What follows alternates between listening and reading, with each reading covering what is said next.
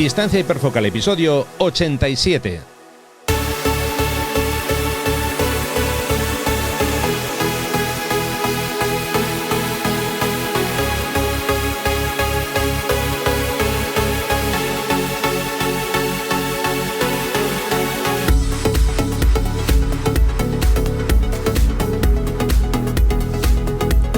Hola, ¿qué tal? ¿Cómo estamos? Bienvenidos a un nuevo episodio de Distancia Hiperfocal, el podcast de fotografía de paisaje y viajes. Soy Rafa Irusta, fotógrafo profesional especializado en fotografía de paisaje, y un día más está conmigo Sandra Vallaure, fotógrafa, viajera y responsable también del podcast Destinos IFACA. Hola Sandra, ¿qué tal? ¿Cómo estás? Muy bien, fenomenal. Muy contenta de escucharte como siempre. Lo mismo digo, con ganas, con energía, con buen humor y nada, siempre positivos, ¿no? Sí, totalmente. Bueno, en el episodio de hoy vamos a intentar explicar qué es la relación de aspecto en fotografía. Y Sandra, por supuesto, nos va a presentar el trabajo de un nuevo fotógrafo. Pero como ya es habitual, eso será un poquito más tarde. Antes de empezar, os quiero recordar que ya podéis consultar las fechas de mis talleres de fotografía de paisaje para la primavera de 2021. Muchísimas ganas de salir, disfrutar con vosotros, ese montón de localizaciones que tengo ya preparadas. Así que, bueno, si te apetece acompañarme, toda la información la tienes en rafairusta.com/talleres.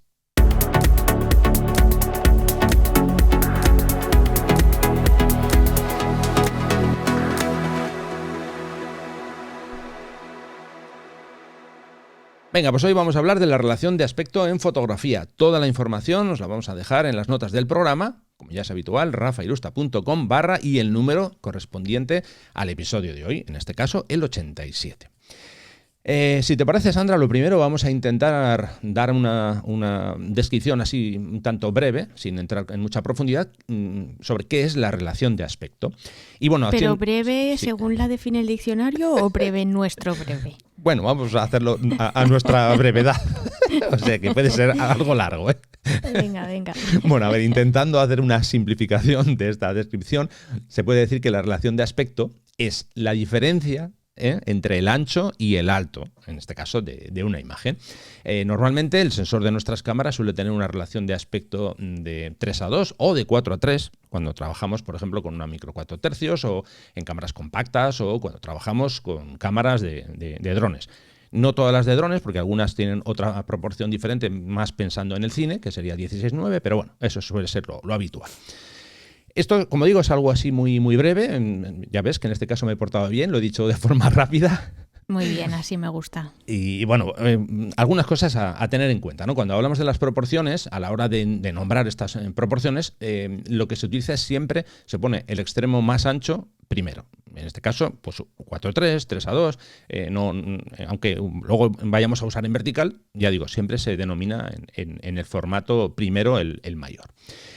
Digamos, para intentar explicar esto así de manera gráfica, esta breve descripción que hemos hecho, a ver, cuando hablamos de una imagen con una proporción 3:2, que sería, insisto, la de la mayoría de nuestras cámaras, de las cámaras reflex, digo, con ese dato ya sabemos que estamos hablando de una imagen que es rectangular, cuyo extremo más ancho corresponde a la base.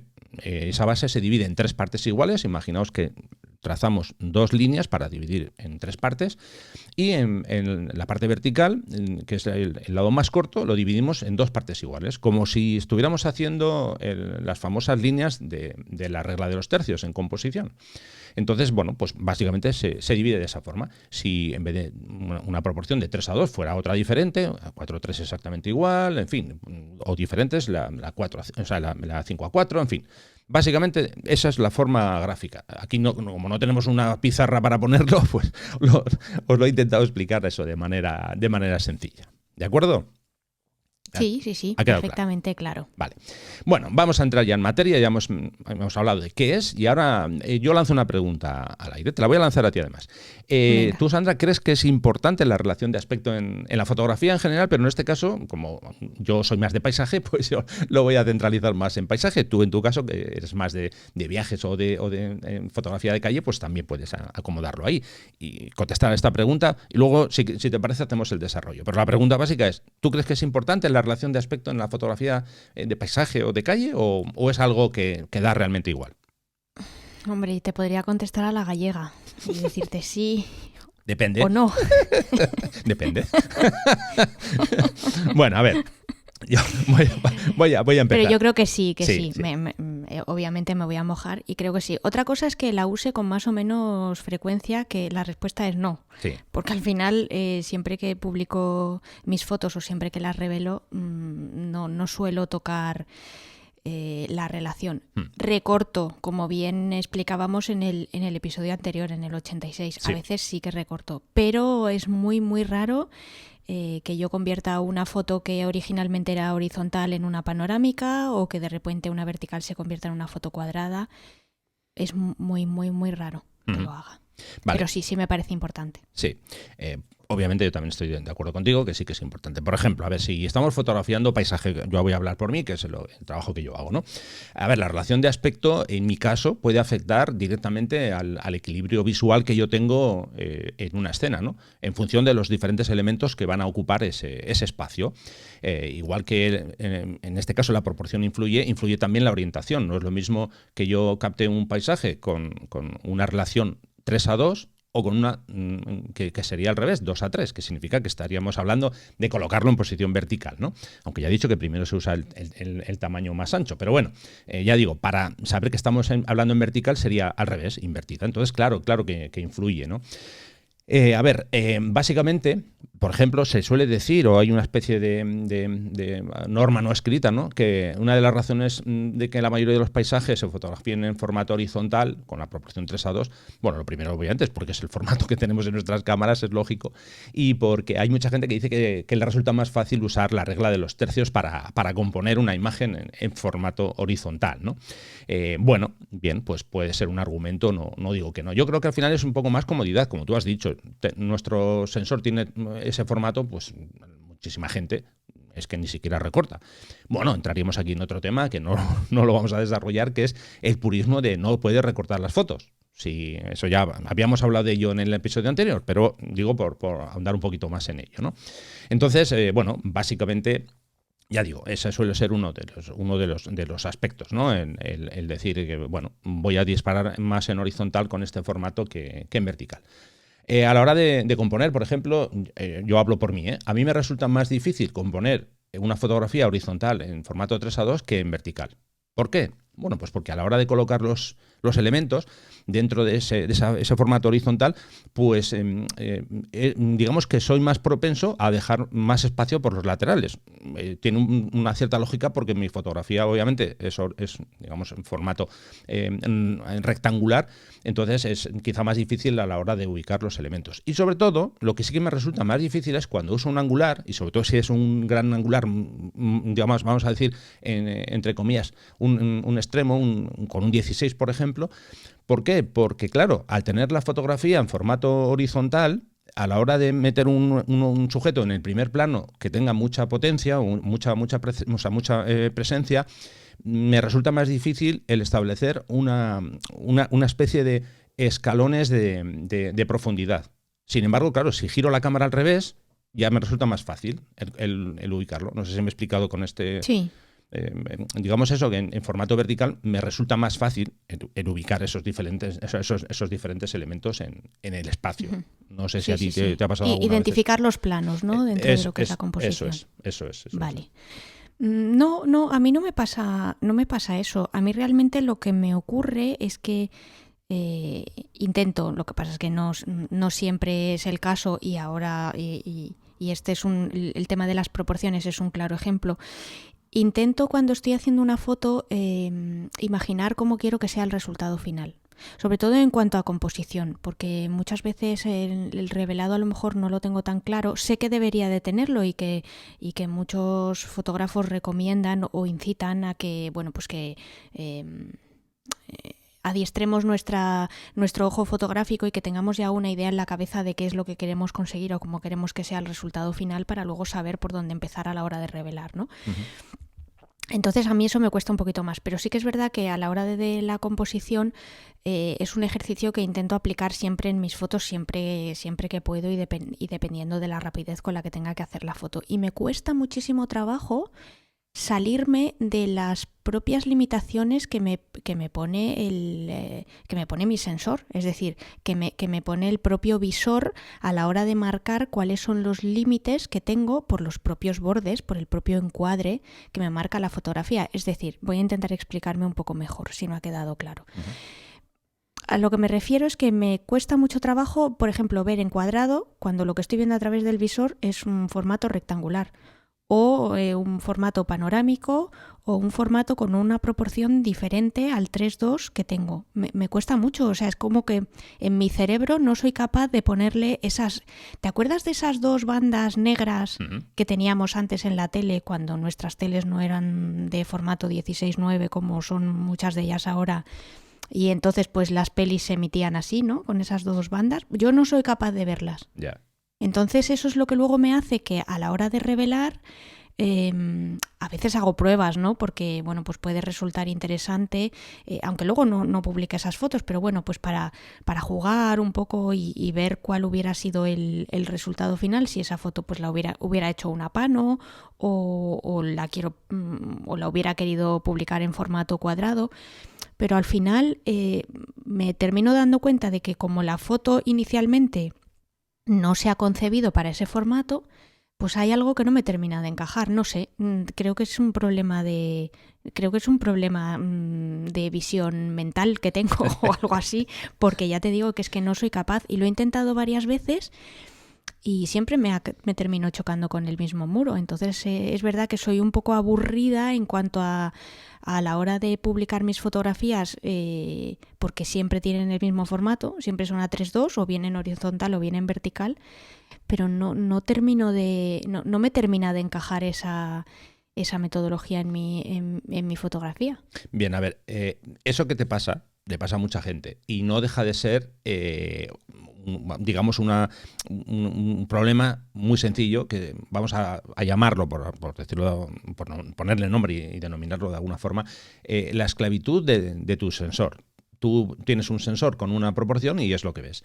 A ver, hay cámaras, yo no conozco otras marcas, yo te puedo hablar de Canon, por ejemplo. Yo cuando estuve probando la 5DS y la 5DSR, esa cámara tenía la posibilidad de usar diferentes formatos.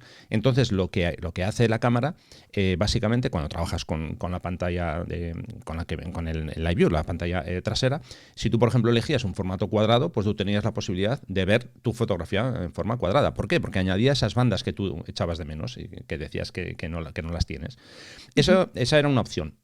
Claro, lo que pasa es que en todas las cámaras no hay esa opción. Entonces yo te puedo contar a unos fotógrafos que usan un truco. Me río porque es que es un truco muy sencillo de usar. Es simplemente poner cinta aislante en la pantalla de la cámara. Ya. Entonces, a ver, sí que es cierto, claro, si tú vas a hacer tu encuadre a través del visor, no te vale para nada. Pero aquí la idea es hacerlo a través de la pantalla trasera de la cámara. Digo como ejercicio, ¿no? Dices, bueno, yo voy a trabajar en formato cuadrado. Pues pones dos tiras de cinta para que eso que vas a ver sea solo la parte cuadrada. Claro, por supuesto es cierto que a mucha gente le pasa como a ti, que no es fácil, porque a ver, no es fácil visualizar la foto antes de hacerla, lógicamente. Yo en mi caso, a ver, sí que soy capaz de verlo, sobre todo porque aquí me voy a retrotraer a un episodio en el que hablamos del uso de los objetivos descentrables. Y bueno, para no meternos ahora mucho, ya os dejaremos el número del episodio. Yo comentaba que, claro, en mi caso, por ejemplo, cuando hacía, digamos, una toma que no era una, sino que eran 3 fotos que luego se unen, claro, yo tenía que ver en mi cerebro cómo iba a quedar esas 3 fotos unidas. Que no, la verdad que no es fácil, es un poco lío. Por eso yo comentaba que es un objetivo que no es para usarlo, digamos, por cualquier usuario, porque mucha gente se lía y no es capaz de visualizar ese montaje, ¿no? Aquí pasa un poco igual. Cuando tú ves una imagen, bueno, a ver, de entrada nosotros todo lo que vemos lo vemos en formato horizontal. Tenemos nuestros 2 ojos en formato horizontal y ya con eso es que es así. De momento sí, hasta que no seamos picasianos. Sí. No, por eso digo que ya eso ya deja claro cómo vemos todo, ¿no? Lo vemos en horizontal. Entonces, claro, es difícil. Y luego, claro, empezar a recortar que si esto en formato cuadrado, no, esto en 16:9, no. Es un poco lío. O sea, yo entiendo perfectamente. Y sobre todo, a ver, con este episodio yo voy a hablar de algunos las posibles proporciones, pero claro que no digo que haya que coger, no, a mí ya no me vale el 3:2, voy a recortar todas mis fotos. No, solamente voy a comentar que hay algunas escenas y algunas fotos que invitan a que el formato sea diferente. Y por ejemplo, tú antes hablabas de las panorámicas, para mí es un ejemplo clarísimo. Por ejemplo, si yo quiero hacer una Vía Láctea, ya sabes, con forma de arco, es que el formato que le pega a esa foto es un formato panorámico, sí o sí o sí. Estamos de acuerdo en eso, ¿no? Sí, totalmente. Perdona que haga un inciso, que antes mencionabas los objetivos descentrables y un episodio en concreto, y es el 71, que lo he buscado en el archivo. Vale, me lo apunto aquí para luego añadirlo a las notas. O sea, por eso te decía, ¿no? Que, a ver, el siguiente apartado, digamos, del episodio, yo tenía aquí anotada una pregunta, ¿no? ¿Cuál es la mejor relación de aspecto para fotografía de paisaje? Yo lo voy a centralizar en la fotografía de paisaje. Y aquí la respuesta es, como dices tú, a la gallega, depende. Sí, a ver, es una respuesta que dices, es que no has dicho nada, ya, vamos a intentar desarrollarlo ahora, pero es que al final la raíz de todo esto es que cada escena que nosotros fotografiamos puede sugerirnos una relación de aspecto diferente. No hay una regla fija, mira, haz todas las fotografías con con esta relación, o con esta, o con esta, o con la otra. No. Hay diferentes escenas que te piden una cosa o te piden la otra. Por ejemplo, si yo tengo, imaginemos un ejemplo, yo tengo una vista de una cordillera que tengo justo enfrente. A mí no se me ocurriría hacer una fotografía vertical. Hombre, a no ser que esté pasando algo que de repente, yo qué sé, hay unas nubes que tienen una orientación que pide la foto vertical. No, lo normal es que haga una orientación en horizontal y probablemente, digamos, más alargada de lo habitual, que sería una panorámica. Puedo hacer diferentes tomas para luego unirlas, o directamente cojo una foto y la recorto. Es que, por eso digo que no hay una relación que esta es la que tienes que usar siempre. No. Hay que analizar esa escena a la que nos estamos enfrentando, y en función de eso, una vez que hemos hecho ese análisis, hay que ver en qué proporción nos encaja mejor. Por ejemplo, en mi caso, yo muchas fotos, la mayoría, claro, van en formato 3:2, sí, pero sí que es cierto que luego hay algunas que cuando llego a casa, descargo las fotos, a lo mejor en algunas modifico eso y digo, pues es que aquí le va otro formato, más cuadrado, en fin, dentro de esos formatos luego hablaremos un poco de los más usados o los más habituales, pero ya digo que hay fotos a las que le va mejor un formato y otras a las que le va otro diferente. Por eso, insisto, no podemos decir este es el mejor para esto o para este tipo de tipo de fotografía, no. Hay diferentes escenas, con diferentes elementos, que esos diferentes elementos ocupan un espacio dentro de la composición y de la imagen, y va a requerir un recorte o el otro. Sí. Con respecto a lo que decías antes de las panorámicas, coincido plenamente contigo en el sentido de que es verdad que hay fotos o escenas o momentos que es que te lo piden. O sea, por mucho que te intentes, ¿cómo lo podría decir? Por mucho que intentes evitarlo, es inevitable, ¿no? Al final, si estás, por ejemplo, como tú bien decías, en un paisaje donde hay una cordillera, es que me estaba acordando ahora un poco de los paisajes que fotografiaba en Nueva Zelanda, y muchísimas veces me pasaba lo mismo. Yo decía, a ver, ¿cómo consigo reflejar lo que estoy viendo en una foto? Y era muy difícil. Entonces, muchas veces hacía panorámicas, e incluso haciendo la pano, me faltaba algo, porque al final la foto no le hacía justicia al sitio que estaba fotografiando. El problema que tenía al hacer las panos es que era un poco como una caja de sorpresas. Es decir, yo hacía la pano más o menos desde donde intuía que podía empezar razonablemente, solapando bien, y bueno, pues como se hace una panorámica, que ahora no lo vamos a explicar porque no es el objeto de este episodio, pero siempre tenía ese efecto sorpresa de decir, no sé exactamente cómo me va a quedar. Yeah. Y hasta que no cosa todas las fotos y realmente vea dónde he dejado más espacio negativo, más aire, y dónde puedo recortar, nunca sabía exactamente cuál iba a ser el formato definitivo de la panorámica. Sí que sabía que evidentemente iba a tener una base muy alargada y una altura relativamente corta, pero ya te digo, es que incluso en esos momentos no soy capaz de decir, bueno, pues esto va a tener una relación de, hombre, no te digo con exactitud milimétrica, ¿no? Pero más o menos una idea en mi cabeza que va. Yo lo hacía y decía, bueno, pues que salga el sol por Antequera a ver si me ha salido bien o no. No, pero es que claro, a ver, ¿sabes qué pasa? Que es muy difícil saber eso, sobre todo porque, por ejemplo, ¿no? Es que no soy capaz, te lo juro, mira que lo intento de verdad y me esfuerzo y me pongo limitaciones y tal, pero es que soy una negada, no tengo esa visión de anticipación, sí, que no puedo, no sé. Sí, no, pero ya digo, en este caso es mucho más difícil que una foto normal. ¿Por qué digo esto? Porque cuando tú haces las diferentes tomas en función de la distancia focal, sobre todo, luego no sabes cómo, por ejemplo, vamos a hablar de forma sencilla de Lightroom, que vamos a usar Lightroom para montarlas, ¿no? No sabemos muy bien cómo va a rematar ese principio y ese final, porque a lo mejor hay algunas distorsiones que luego se va a encoger, se va a cambiar, tenemos que hacer alguna modificación, igual donde tú pensabas que ibas a empezar, pues ahí resulta que no va a ser posible. Por eso, lo mejor es cuando tú quieres hacer una panorámica y hay algo, digamos, que quieres incluir en esa panorámica, o por supuesto, ponlo siempre en el centro por lo que pueda pasar, porque así te curas que los laterales, y oye, si se pierde información ahí, pues ya está, no pasa nada, ¿no? Por eso es fundamental, siempre hay que dejar margen, lógicamente, en los laterales, pero es difícil, porque, ya digo, es que como bien has comentado tú, es una caja de sorpresas, no sabes cuál va a ser el resultado final, claro. Eso sin duda. Con el tema de las panorámicas, ya que estamos hablando de esto, que tiene también relación, claro, hay que tener mucho cuidado, porque si tiramos muchas fotos, mucha panorámica, a lo mejor luego más que una fotografía en formato panorámico nos parece una salchicha, porque claro, es tan larga en la base y tan estrecha por arriba que si quieres meter todo, igual es mejor, no sé, dependiendo de cómo sea la foto, ¿eh? Vamos a poner un ejemplo muy sencillo. Estamos en un mirador, lo alto de un monte. Bueno, mirador no me da igual, lo alto de un monte. Tenemos una vista de un valle maravilloso y hacemos una panorámica de 40 fotos. Vamos a exagerar. Pues igual queda mejor hacer 2 de 20 que una de 40. Digo, a la hora de luego montar la foto. Sobre todo porque luego también va a depender de cuál va a ser la salida de esa foto.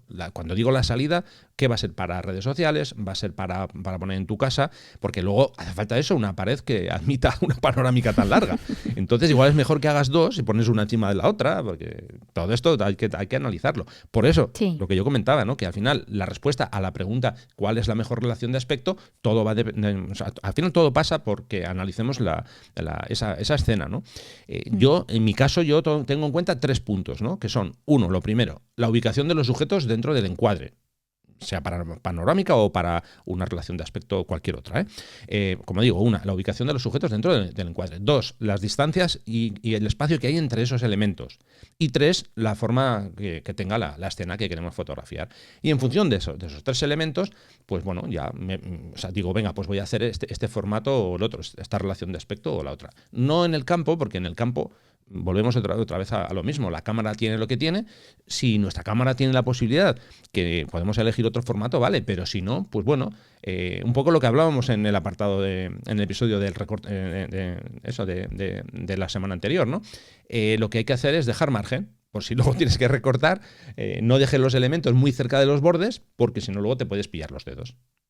Claro, es que eso es lo que me pasa, que cuando estoy en el campo, bueno, cuando me refiero en el campo es fuera de casa haciendo fotos, da igual si estoy aquí al lado o de viaje en la Conchinchina, es que me resulta muy difícil tener en mente una determinada proporción, una determinada relación de aspecto, y en función de eso saber dónde quiero colocar el sujeto, dónde quiero que vayan mis líneas, qué papel juegan las esquinas, cómo voy a distribuir los pesos visuales dentro de la composición. Por eso al final voy a lo fácil, que es limitarme a los límites que me marca el propio visor. Uh-huh. No sé si es, pues eso, ya te digo, por vaguería o por incapacidad o porque creo que ya le estoy poniendo tanta intención y tanto mimo y tanto esmero a la composición que si me dedico a fantasear con cosas que realmente no termino de ver, creo que la voy a cagar, ¿sabes? Que no voy a conseguir la composición que quiero, y al final, como eso es algo para mí muy importante dentro de mi fotografía, mucho más que, no sé, que otras cosas como los colores o el enfoque o cualquier otro aspecto, pues no sé, me da como un poco de, no te voy a decir que miedo, pero me causa como un poco de inseguridad, entonces digo, mira, paso. No, pero esto es lo que tengo y lo voy a usar como referencia porque hasta ahora me ha funcionado y ya está. Claro, pero tú recuerda que en el anterior episodio hablamos del recorte, que era una herramienta que utilizábamos Ya. para Sí, sí, pulir. sí. Perfecto que tú hagas, como dices, usando esa proporción, 3:2, vas luego a tu programa de edición.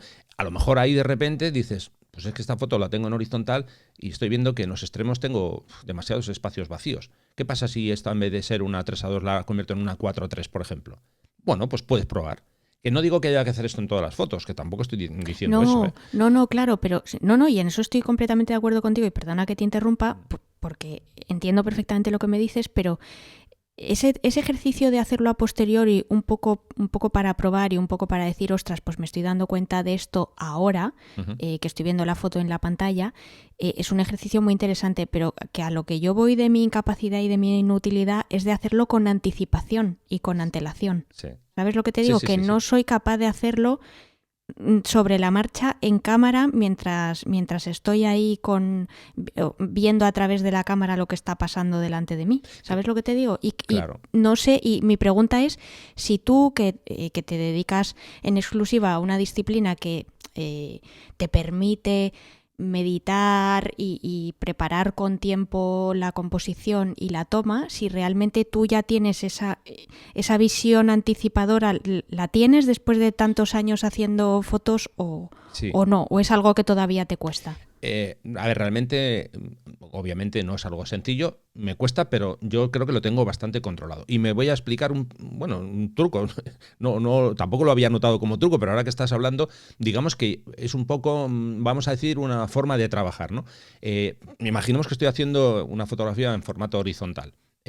Formato 3:2 y bueno, yo busco una composición correcta, adecuada y a lo mejor digo, no sé, algo aquí no me acaba de cuadrar, porque el caso es que digo, no sé, no está bien armonizado aquí todo la escena que estoy viendo, ¿no? Entonces lo que hago es, digo, mira, me voy a centrar en una cosa, voy entre comillas a convertir la escena en formato vertical. A ver si yo intento explicar esto y queda claro, ¿eh? No cambio la orientación de la cámara, ¿eh? Yo sigo dejándola en horizontal, pero me centro más en componer en una hipotética orientación vertical. Me centro sobre todo en la parte superior y en la parte inferior a la hora de colocar los elementos y me desentiendo un poco de los laterales. Esos los dejo un poco de lado. Si hay más espacio, menos espacio, eso ya lo dejo un poco de lado. Porque luego sé que esa foto en el revelado la voy a poder corregir. Porque, a ver, ¿sabes lo que pasa? Que todos los elementos que tenemos en nuestra cámara, todos van en contra de hacer el ejercicio de cambiar de relación. ¿Por qué? Porque tú miras por el visor y es formato 3:2. Miras en la pantalla y es formato 3:2 también. Entonces, claro, sí que resulta un poco difícil el salirse de ahí y decir, no, mira, a mí la cámara me dice lo que me dice, pero yo voy por libre, ¿no? Entonces, ya digo, yo más o menos lo que hago es eso, es cuando veo que esa foto no está... Vamos a decir, no está pulida al 100%, digo, venga, me voy a centrar solo, como digo, en hacer una especie de conversión y centrarme en la colocación de los elementos como si fuera una orientación en vertical. Eso es lo que hago y es lo que a mí me funciona, vamos. No, me resulta muy interesante, la verdad. No se me era algo que no se me había ocurrido hacer y puede ser un ejercicio de creatividad bastante... Puede ser un poco desafiante también, porque Sí. si al final no tienes mucho tiempo, estás con la luz ahí, o sea, que por eso te digo que me parece interesante, me parece un desafío. Mira, ya que estamos, yo voy a contar un poco el por qué a mí me entró no sé, el gusanillo de experimentar en este tema de las relaciones de aspecto. Y es porque, bueno, hay un fotógrafo que se llama Bruce Percy, británico, y bueno, soy seguidor suyo desde hace mucho tiempo, y sacó un libro, un ebook, que precisamente hablaba de esto, ¿no? Y bueno, me lo compré un poco por curiosidad. Vamos a ver qué cuenta este hombre, ¿no? Y bueno, él dice cosas como que odia el 3:2 directamente, que no le gusta nada. Hay que pensar que este hombre viene de cámaras de gran formato, de medio formato y tal, entonces ahí se usaban otras relaciones de aspecto diferentes, como en este caso el 6:7, en fin, otros formatos diferentes. Y bueno, pues leyendo cosas que decía, hay cosas que no, con las que no estoy de acuerdo, y hay otras que sí, y él sobre todo pone muchos ejemplos, ¿no? en ese libro. Es muy interesante por eso, porque te ayuda a ver o sea, las escenas y el mundo de la fotografía de paisaje desde otro punto de vista diferente al que estamos acostumbrados, como digo, siendo esclavos de nuestro sensor. Os dejaré, por cierto, el enlace, creo que todavía lo tiene a la venta el libro, por si alguien está interesado. Y ya digo, a raíz de eso, pues empecé un poco a investigar y a pensar de forma diferente a la hora de hacer las fotos, ¿no? Entonces, ya digo, que yo mi porcentaje mayor de proporciones es la que usamos todos, eso lo tengo claro, pero sí que es cierto que no tengo ningún problema ni tengo miedo a cambiar eso de proporción y a probar cosas nuevas. Y sobre todo eso me ha ido llevando a esa situación que a veces esa foto, digo, es que no me sale como yo quiero, los elementos no están colocados o no veo yo que estén colocados de forma, pues eso, que guarden una armonía, ¿no? Y claro, no es cuestión de ir con una pala y mover una piedra o mover un árbol, no es el plan. Entonces, como digo, me centro más vamos a decir, en las distancias espaciales a nivel vertical, y lo de los laterales ya veremos a ver cómo queda luego en el revelado. Alguien dirá, es que hay que hacer todo en cámara en el campo. Sí, ya. Sí, que ya lo sé, ya lo dijimos en el episodio anterior, pero hay cosas que cuando no se pueden hacer, no se pueden hacer. Y luego el tema, por ejemplo, de usar formato panorámico, sí, ya sé que es mucho mejor hacer varias tomas porque luego tienes una resolución mayor, sí, todo eso ya sabemos. Pero claro, ¿qué pasa si tienes un momento, de repente un momento clave que está pasando algo, tienes la cámara como la tienes, haces una fotografía en formato panorámico y es que obviamente no es el formato 3:2, no es panorámico, es, vamos a decir, un casi panorámico, me voy acercando pero no lo es, ¿no? Bueno, pues quito de arriba, quito de abajo y ya está, y ya dejo la foto como yo quería, porque ¿hubiera sido mejor hacer 8 o 10 tomas? Claro. Pero imagínate que es un arcoíris que está saliendo en ese momento. Es que no tengo margen para hacerlo, no tengo tiempo. Por ejemplo, cuando hablábamos de una Vía Láctea, pues claro, puedes hacer 8, 9, 10, 20 tomas, las que sean. Pero ya digo, en un momento eso épico que dura 1, 2 segundos como muchos, que no te va a dar tiempo. Entonces ahí simplemente esa relación de aspecto la elijo después. En función, claro. En función haces de la foto, claro. Mejor tener la foto y mejor tener algo con lo que trabajar y luego ya la intentas pulir. Eso es. Si no tienes foto, no vas a tener nada con lo que trabajar. Eso es. Entonces, bueno, en fin, sobre este tema de relación de aspecto y nuestra cámara, algunos consejos. Digamos, consejos que tienen que ver con la resolución. Porque hay cámaras, insisto, que sí que se les puede cambiar. Puedes decir, no quiero un 3:2, quiero otro formato diferente. O cámaras que te vienen con el formato 4:3 y ya está, ¿no? Por ejemplo, estoy pensando en el dron, o sea, la cámara de mi dron tiene formato nativo, es 4:3. Y luego tú puedes grabar también, si quieres, en 16:9.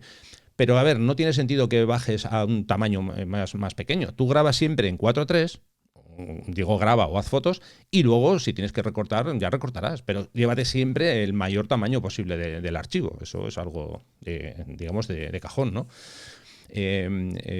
Más cosas. Bueno, eso. Otra cosa, tema que decía antes, no seas esclavo del sensor de tu cámara. Sí que es cierto que estamos diciendo que busques otras relaciones y a la vez te estoy diciendo que mantengas el formato nativo, ¿no? Pero bueno, como ya hemos dicho hace un momento, hay que siempre analizar la escena y en función de esa escena elegir una o la otra. ¿Vale? Bueno, sí, totalmente. Ya por ir terminando, pues algunas relaciones de aspecto que son las más utilizadas. Aquí no he querido entrar en las que se usan también para redes sociales, porque entonces se haría muy largo el episodio, ¿no? Entonces, bueno, vamos a centrarnos así de forma rápida. Bueno, las que más uso yo, o que, no sé, creo que son también las que más se usan a nivel de fotografía de paisaje. Obviamente, la que tenemos en la cámara, 3:2, que es la que conocemos todos. Después, yo, por ejemplo, suelo usar una que sería en formato panorámico, o bien 2:1 o bien 3:1. 3:1 hace más, vamos a decir, forma de salchicha, no tanto como esas otras que hay por ahí, pero bueno. Formato 16:9, que es el formato que tenemos en nuestras televisiones, bueno, o en algunas de nuestras televisiones, el formato ese típico que tú comentabas de las bandas arriba y abajo. Y bueno, el 4:3 ya hemos dicho que es el que viene en cámaras compactas, y es un formato como más cuadrado. Y luego, bueno, hay un formato que ahora mismo se está usando mucho sin meterme mucho en las redes sociales, pero sí, me voy a meter solo con la de Instagram, esa que tú tanto odias. Bueno, ya sabéis que el formato nativo de Instagram es el 1:1, es un formato cuadrado, pero a la hora de captar la máxima atención del espectador, pues si usas un formato vertical, que sería en este caso el 4:5, pues ese te va a ocupar más espacio de la pantalla del móvil, con lo que vas a captar más atención de la gente. ¿De acuerdo? Muy interesante. Y luego, solamente una cosita más, es que si vamos a hacer el recorte, por ejemplo, con Lightroom, no sé en otros reveladores, que no sé cómo tienen esta opción, pero tú en Lightroom tienes una forma de ver una imagen y encima de la imagen superponer diferentes guías para que tú te hagas una idea de cómo va a quedar con un recorte o con otro. Os dejaré una captura de pantalla para que veáis cómo se llega ahí. Este es el menú de herramientas. Ahí elegimos la superposición de la guía de recorte y ahí tenemos diferentes guías de recorte. ¿Cómo hacemos para cambiar de esas guías de recorte? Porque a lo mejor no te sale el formato de las relaciones de aspecto. Bueno, pues si pulsamos la tecla O, eso ya os lo dejaré también, si pulsamos la tecla O, vamos pulsando la tecla O y va cambiando de un modo al otro y va cambiando. Y si queremos verlo en formato de relación de aspecto vertical, pues lo que tenemos que hacer es pulsar la tecla mayúsculas O y con eso se pone automáticamente en vertical. ¿De acuerdo? Eso sí, es una herramienta muy interesante porque te permite, sin tocar nada, previsualizar cómo quedaría la foto con ese nuevo marco, digamos, y además puedes, como está en sobreimpresión, puedes mover también ese marco y encajarlo a los elementos que tienes dentro de la foto. Eso es para ver cómo quedaría. Y si ya nos metemos un poquito más en cómo recortar una fotografía en formato, o sea, en otro formato diferente, o si tenemos la fotografía, digamos, hacemos el recorte en formato horizontal y queremos ver cómo quedaría en vertical, pues pulsamos la tecla X, si no recuerdo mal, estoy diciendo de memoria. Sí, la X. Eso es, y se pone en formato vertical. Y nada, ya digo, habría más, esto daría para más, pero bueno, si acaso si queréis que hablemos más de este asunto, pues nos lo comentáis, porque no he querido meterme en el asunto de imprimir con diferente relación de aspecto, porque, insisto, ya sería muy largo. Básicamente, de forma resumida, es otro punto a tener en cuenta. ¿Qué formato vamos a usar en función de luego cómo vamos a enmarcar nuestras fotos, por ejemplo? ¿Por qué? Porque en muchos sitios, tiendas que venden marcos y demás, pues usan unos formatos que muchas veces no son los mismos que usamos nosotros. Así que yo creo que con esto hemos hecho una descripción bastante amplia de eso, de qué es la relación de aspecto y cómo la utilizamos. Sí, yo creo que sí, que le hemos dado una buena vuelta al tema. Venga, pues seguimos adelante.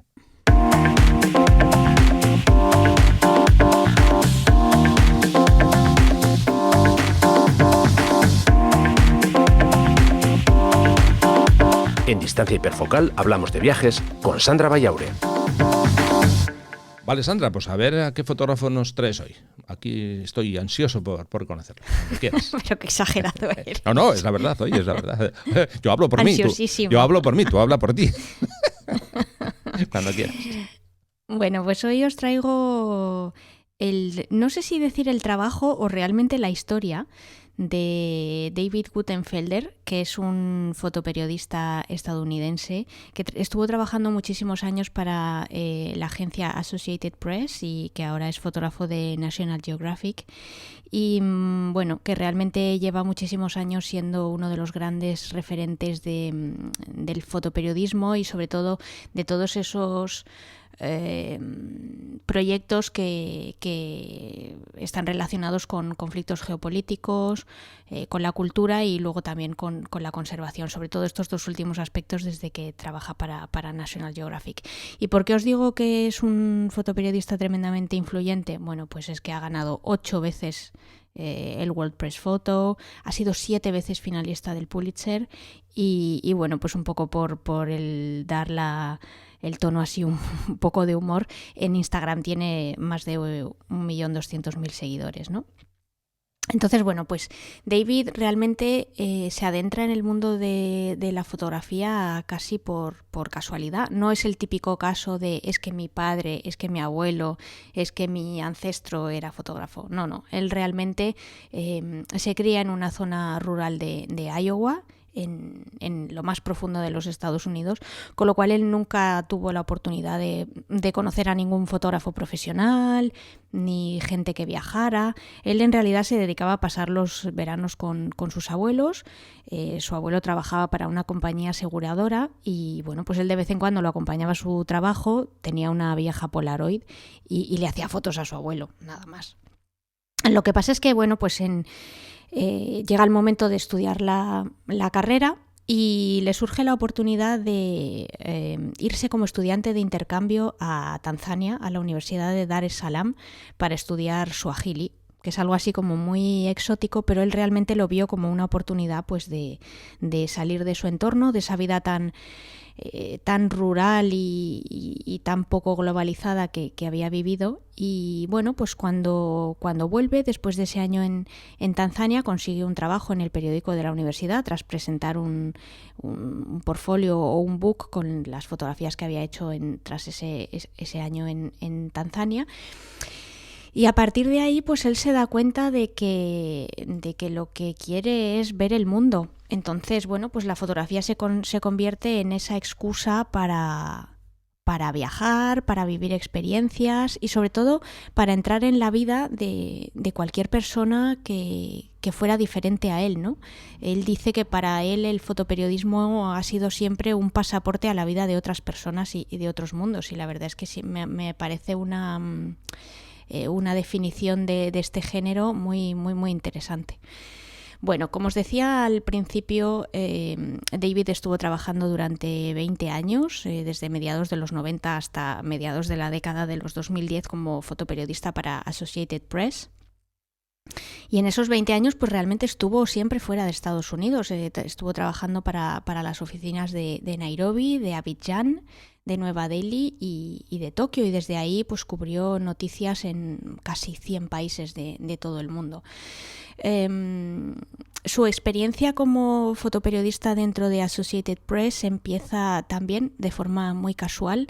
Estaba viendo la tele y bueno, pues empezó a ver imágenes del conflicto de Ruanda y cómo pues cientos de refugiados huían del país y cruzaban la frontera con Tanzania.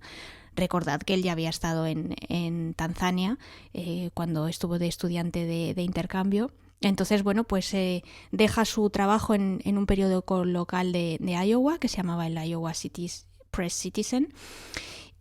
Coge el primer billete de avión que encuentra, mete sus cosas en una mochila y con lo poco que había ahorrado pues se planta ahí en medio de un conflicto bélico y empieza a hacer fotos. Lógicamente, al tener un fotógrafo ahí, pues le surgen encargos de la propia Associated Press y del New York Times, y a raíz de ahí pues Associated Press decide contratarlo, y desde entonces pues se ha forjado una reputación por cubrir países que normalmente no suelen ser fotografiados por extranjeros. El resto de su década de los 20 la pasa fundamentalmente en el continente africano, yendo de un conflicto bélico a otro, de Sierra Leona a Liberia, a Zaire, Somalia, y posteriormente pues lo mandan a Kosovo y a Israel y a la Franja de Gaza, ¿no? Hasta que llegan los atentados, por desgracia, del 11 de septiembre de 2001, cuando ya se adentra en la década de sus 30 años, y a partir de ahí pues empieza a cubrir las guerras de Irak, de Afganistán, y vuelve a la Franja de Gaza. Pero entre medias surge un evento que posiblemente cambiará su carrera y sobre todo su forma de ver el mundo, y es que empieza una larguísima relación fotográfica con Corea del Norte.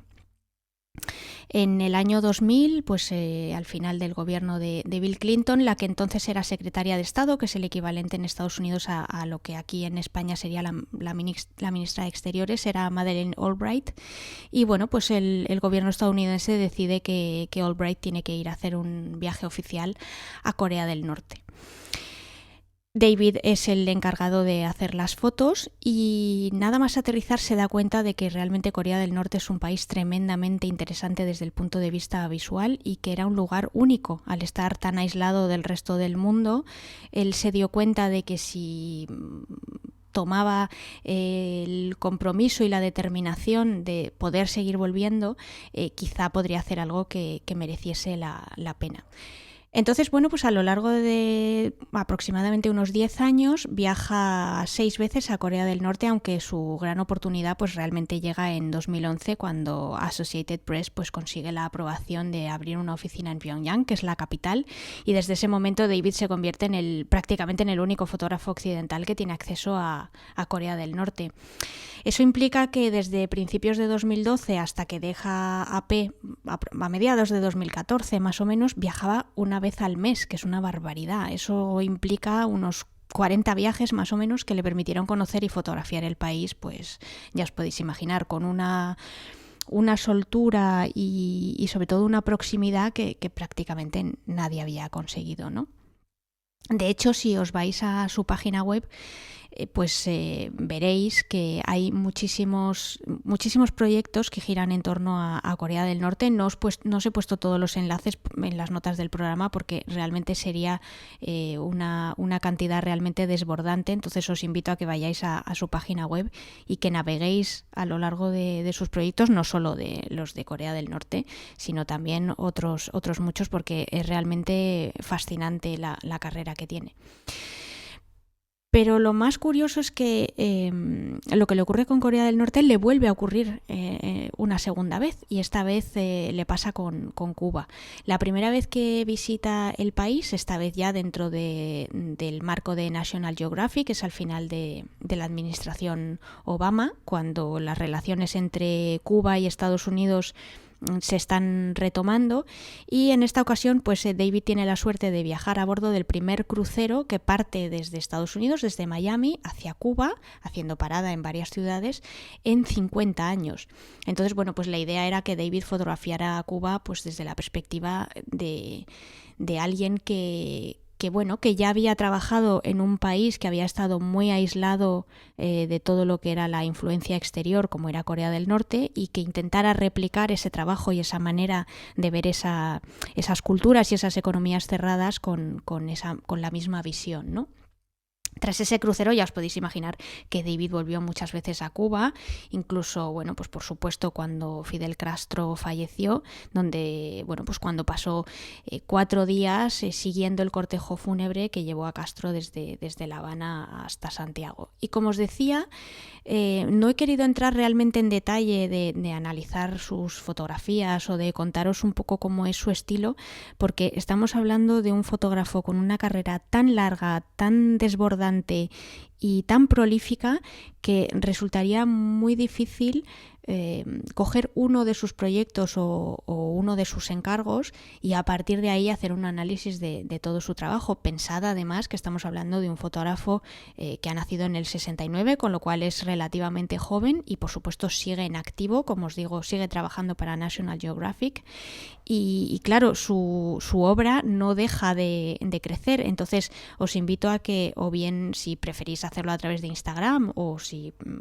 por el contrario pues os gusta más ver sus fotos a través de su página web, de verdad ahí tenéis una cantidad de ejemplos alucinantes de cómo David es capaz de realmente reflejar lo que está viendo y al mismo tiempo pues eso, contar una historia y ser, como a él le gusta decir, de alguna manera ese tipo que va a lugares que otras personas no pueden, a los que otras personas no pueden o no quieren ir, ¿no? Entonces, bueno, pues en definitiva una gran leyenda del fotoperiodismo que, como os digo, pues lleva recorriendo el mundo pues prácticamente desde mediados de los 90 y del que merece la pena pues aprender muchas cosas, y creo que se pueden sacar bastantes lecciones de su trabajo, incluido, y ya con esto concluyo, el hecho de que desde hace unos años David confiesa que la mayor parte de sus fotos las hace con el móvil, porque realmente ha descubierto que es la cámara que lleva siempre, y además una cámara que le permite estar encima de la escena, de la acción, del momento decisivo que está ocurriendo sin que sea algo invasivo y que le permite pasar totalmente desapercibido y ser casi invisible. Fíjate, estaba yo pensando, estaba un poco como embobado, que sería algo maravilloso el poder visitar un país como Corea del Norte, del que no hay fotografías de paisaje que yo tenga reconocidas, que no hay obviamente mucha información en redes sociales, y sería eso, algo genial poder ir a un país así y que te pongan allí y te digan, mira, empieza a hacer paisajes, venga, hala, búscate la vida. El tener que, el investigar así sitios completamente desconocidos, ¿no? Sería un reto genial. En fin, que estaba yo ahí con mis cosas. No, pero es verdad, sería chulísimo porque ¿Sí? Esto lo hemos, esta idea digamos que la estábamos encajando dentro de lo que es el trabajo de David, que obviamente es el fotoperiodismo y es una disciplina fotográfica muy distinta a lo que es los paisajes, pero que lo que le pasó a él, realmente ese golpe de suerte de a partir del año 2000 poder viajar con más o menos frecuencia, sobre todo ya a partir del 2012 cuando iba una vez al mes, me parece una oportunidad única, que en su caso fue para ser fotoperiodista, pero que imagínate eso, ¿no? Que te pasa a ti y que ahora te dicen, pues venga, pues documenta desde el punto de vista geográfico y paisajístico como es Corea del Norte. Es que tiene que ser alucinante. Sí, sería un reto total y maravilloso a la vez. En fin, claro. Muchísimas gracias por acercarnos el trabajo de David. Y nada. Y por hacerte soñar, ¿no? Un poco. Sí, estaba como embobado yo. En fin, venga, seguimos.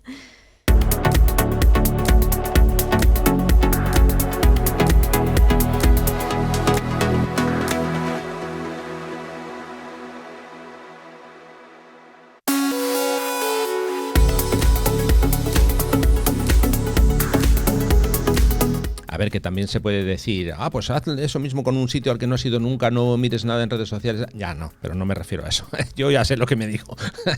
Estas cosas que tengo yo en mi coco, en mi cabeza. En fin, Sandra, que nada, que estamos ya a punto de cerrar el episodio de hoy, así que si te parece, comenta cómo pueden contactar con nosotros, que nos envíen esos comentarios, ese feedback que nos viene genial, nos enviáis cosas que realmente son maravillosas. Algunas no las podemos comentar porque los autores nos piden, por favor, que lo mantengamos ahí en el anonimato, que no me sale la palabra, y nos enviáis cosas súper chulas. En fin, bueno, nada, cuando quieras. Sí, pues eso, ya sabéis que siempre intentamos que este podcast sea lo más interactivo que podamos, dentro de que, bueno, pues obviamente lo estamos grabando, no podéis intervenir en directo y esas otras cosas que se pueden hacer en otros canales y en otras plataformas, pero de verdad que estamos encantados de que nos escribáis, de que os pongáis en contacto con nosotros y de que nos hagáis partícipes pues de proyectos que tengáis, de comentarios sobre el episodio que habéis escuchado, sugerencias sobre temáticas que queráis para otros episodios, o como me ha llegado recientemente pues una sugerencia de un oyente pues para un fotógrafo para esta sección que ya sabéis que me encargo de hacer para cada episodio, ¿no? Entonces, ¿cómo podéis hacerlo? Pues como siempre os cuento al final de cada episodio. Si lo que queréis es mandarnos un email o poneros en contacto con nosotros a través del blog de Rafa Irusta, pues podéis hacerlo escribiendo en la caja de la sección de comentarios que siempre hay al final de las notas de cada episodio. También podéis poneros en contacto con nosotros a través de las redes sociales. Si estáis en Instagram y seguís a Rafa, le podéis mandar un mensaje directo. Su usuario es Rafa Irusta. Si sois más de Twitter, pues podéis contactarnos a los dos, o a Rafa o a mí por separado, lo que prefiráis. Rafa también en Twitter es Rafa Irusta y yo soy Vallausa, que se deletrea VA2LSAUSA.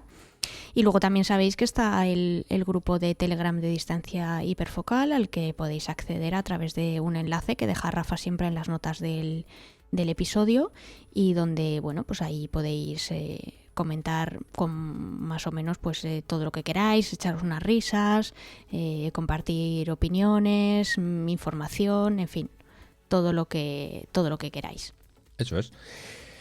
En fin, ay, qué suspiro, que ya hemos llegado al final. Sandra, como siempre digo, en cada episodio comento, muchísimas gracias por acompañarme, por estar ahí, en fin, preparando el trabajo del fotógrafo y nada, que en 15 días espero contar contigo otra vez. ¿Eh? Claro que sí, no, y además desde que sé que me vas a subir el sueldo, pues como para no venir a grabar. Hombre, claro.